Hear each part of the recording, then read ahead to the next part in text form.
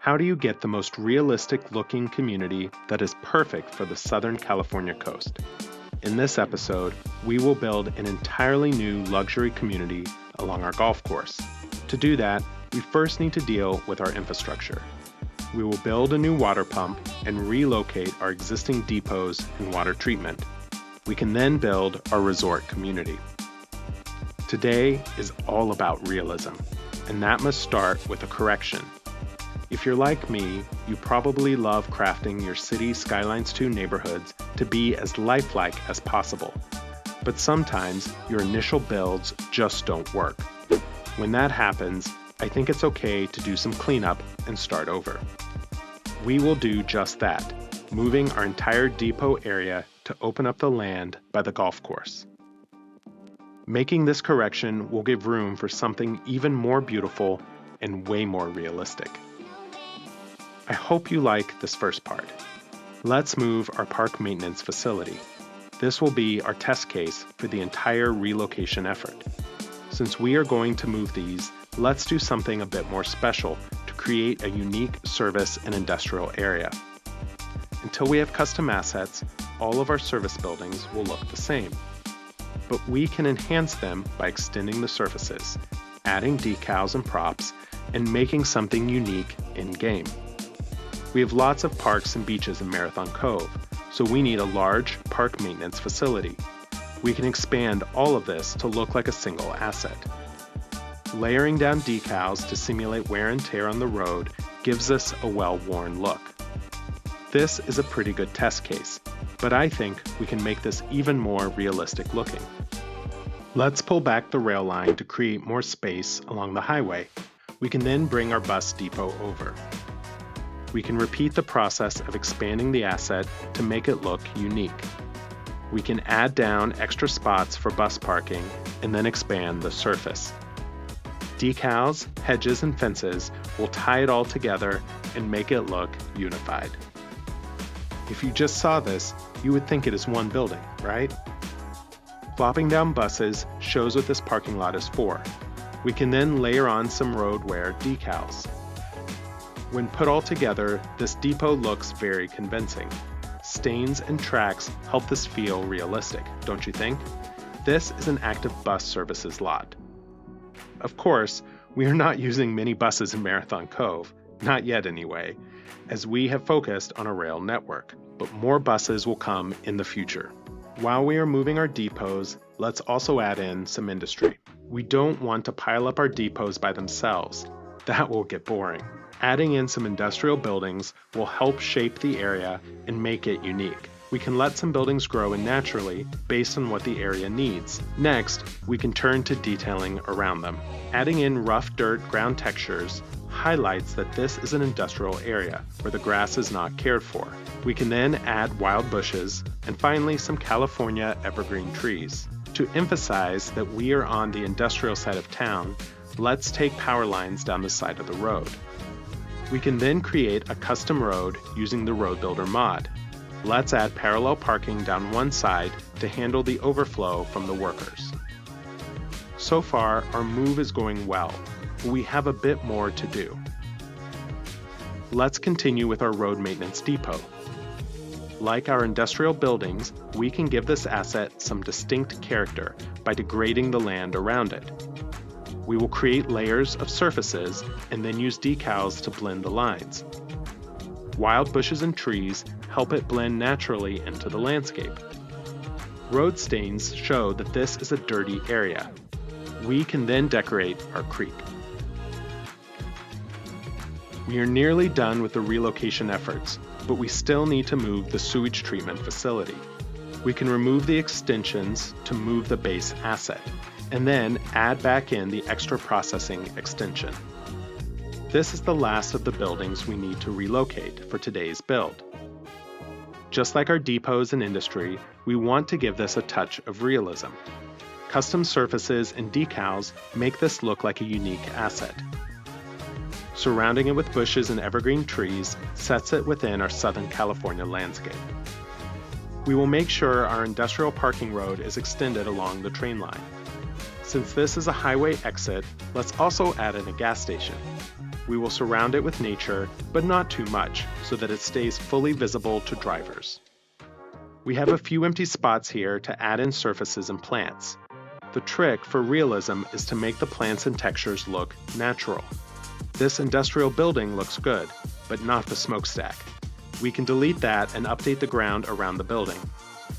Adding in custom fences creates a larger footprint for this building. Industrial props enhance the look. With each of these buildings, our goal has been to create something unique and also realistic. With this part done, we can now move on to the main attraction for today. The land around the golf course is mostly ready to go, but we can smooth it out in a few places. The Southern California cliffs were the perfect background for Marathon Golf Resort. Marathon National Airport is off in the distance, ready to bring in new residents. The last little piece to move is the transformer station. That can be pulled out of the way to the other side of the highway. With that done, we will connect up our original town of Sunrise Channel. We will extend the street over to our interchange, providing a direct connection for local traffic. Next, we want to create a winding local road that runs all the way through the newly opened area and back around to the existing community. This will be perfect for the locals heading out to the golf course. For the streets in our new suburb, let's use Road Builder to create a custom street. Local residential streets typically don't have road markings or parking, so we can remove these and add grass. We will set these up to wind through the hills. Each one will end with a roundabout, as if it was a cul-de-sac. We will try to follow the terrain as much as possible. As with all our development, we aim for contextual design, taking into account the natural features and landscape where we are building. The curves of the rolling hills help us do that here. In some places, the cliffs also serve as natural stopping points, where it's easy to imagine homes will be built.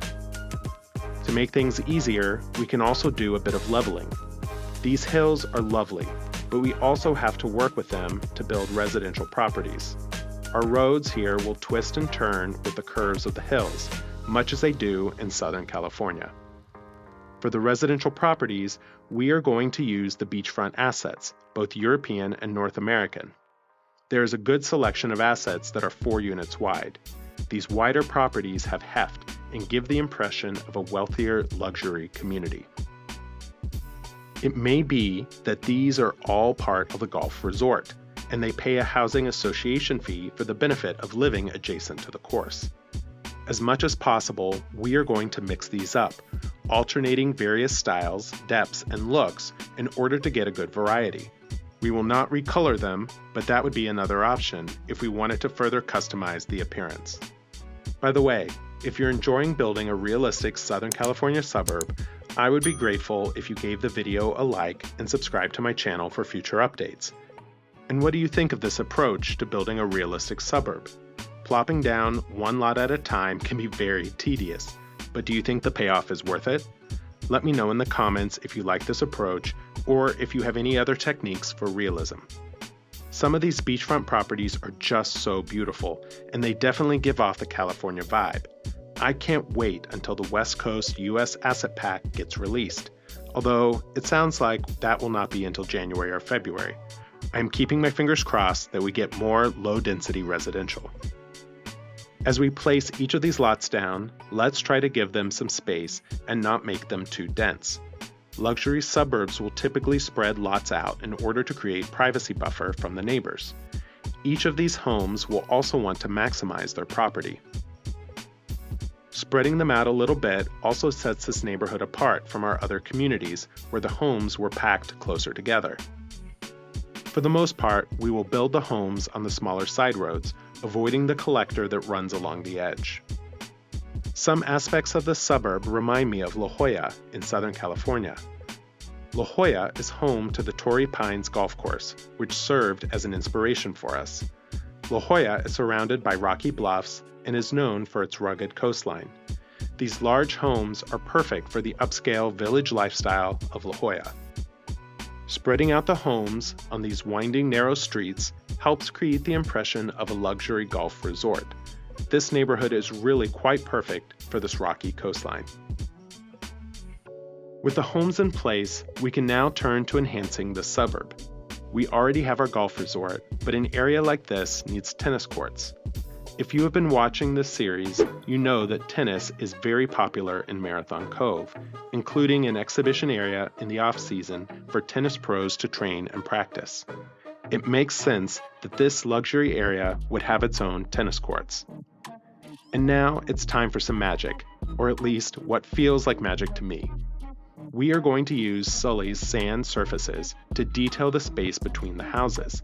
This rugged SoCal coastline is a mix of rocks, dirt, and wild bushes. We are going to recreate this. We can think of this as a layered approach. Furthest away from the houses in the middle will be the sandy texture. As you move closer to the houses, you will get more greenery. Likewise for the vegetation. Furthest away will be dense, low-lying shrubs and bushes. As you move close to the homes, we will have more trees. This will be a pattern that we repeat throughout this neighborhood. Creating places of sand and vegetation in between the houses gives the impression that this is a distinct biome, different from the peninsula we previously built out, and very different from the nearby mountain valleys. A quick view of our services revealed that we are a little far away from a few necessities that high-value homes demand. We can add in a medical clinic to take care of our citizens. We will also place a small elementary school to make sure everyone is educated. A small firehouse and police station are necessities for high-end living. A post office will also provide extensive coverage. Finally, let's add a telecom tower to cover this part of the cove. Now it's time to connect our pathways. We have extensive pathways going through the golf course, but we want all our residents to be able to walk around, regardless of whether they are using the course. We will use the custom concrete pathways that we created with the Road Builder mod. Since each of these little streets is its own dead end, we can use the pathways to connect one street to another, providing shortcuts for the residents to move around. These pathways will also provide a direct connection to the golf course for those who want to head out to the green from home. Using Move It, we can make some adjustments to fit in a few paths. This will allow us to connect up the parking lot of the resort building. We also want to make sure that students have a more direct pathway if they're going to walk to school. These concrete paths ensure the children get to where they need to go. Creating these pathways is all a part of setting up the special residential ecosystem. This adds realism, but also critical functionality. As we start to fill in the open areas with more surfaces, you will notice that some of these homes have pollution symbols. These are the homes in the vicinity of our depots and water treatment buildings that we just moved. Unfortunately, it's going to take a little time for this pollution to dissipate. But I think that's okay. We want to build the suburb now, even if some of the homes have lingering pollution. It will take many in-game years for this to go away. We will fill in the empty spaces between the homes. The sandy layers and bushes make this neighborhood look so real. Some of the spots have the appearance of a satellite photograph. The light and textures are just perfect. This just shows how beautiful this game is and how much potential there is with mods and detailing. I think we will start to see even more realism as the game progresses. Just like we filled in the area around the golf course, here we are filling in the terrain around the homes. This was a very desirable piece of land. As the region took off, the wealthy residents were attracted to two areas. The first we already built, the estates, at the end of the peninsula with the beautiful views. The second are these bluffs across the cove. They also have beautiful views. It was the perfect spot for the golf course, and it was the perfect place to build these luxury homes. We really can get quite a bit out of these surfaces. When placed right, they don't look like something layered down or extra, but rather part of the natural landscape. That is the brilliance that makes this look so real. We need to get some more pathways placed down, connecting up the various parts of the suburb. The more pathways we have in place, the easier it will be for the residents to move around and access the services and parks. And while the golf course is just decorative in reality, these pathways give access to the bluffs, beaches, and the golf course. We can even take the time to put in a few bridges. This area has a number of natural, beautiful water features. By placing pathways across the water, we take full advantage of the beautiful terrain. One of the things I really like to do is make a gentle connection between crossing paths, rather than having them simply T-bone into each other. A junction where the path curves is elegant and avoids the boring repetition of T-junctions everywhere. We should also place some surfaces around these little water areas. These textures will transform the water, creeks, and channels into something that looks a bit different. Remember, the creeks by our industry and depots use the darker riverbed textures. Here, we are using the sandy surfaces. This gives the water a lighter color and helps create a more distinct look. After placing the surfaces, we use decals to hide the lines. We then place down our wild bushes in thick batches. And finally, we place our trees closest to the lots. We can place a few rocks here and there to help complete the look. While it might seem repetitive, using the process in all the empty places makes the terrain look natural, wild, and realistic. And as we said at the outset, today is all about realism. The big question is, what will happen to Marathon Cove next? We have completely surrounded the cove, from the end of the peninsula with the estates, down to the corner with Marathon University, and now all the way out to the other side with the golf course, this luxury suburb, and the airport. We have 10,000 plus happy citizens who have built into this area. I am starting to think about moving beyond the cove to the rest of the map. But before I do that, I need your suggestions. What would you like to see? What would complete the Southern California region? I have been thinking about ports, both for industry and for leisure. We are on a water map, but we do not have a single port. That seems like a natural choice. We also do not have any dense urban centers. So far, everything we have built has been low-density residential homes and a little bit of mixed-use medium density. Perhaps we need something denser. And what about farmlands? If this is a fictional California region, we should definitely have farms to mirror the Central Valley and grape-growing areas. Let me know in the comments what you would most like to see. In the meantime, we will continue filling in the open spaces. This sandy texture and its variance creates the perfect layers to add around our luxury homes.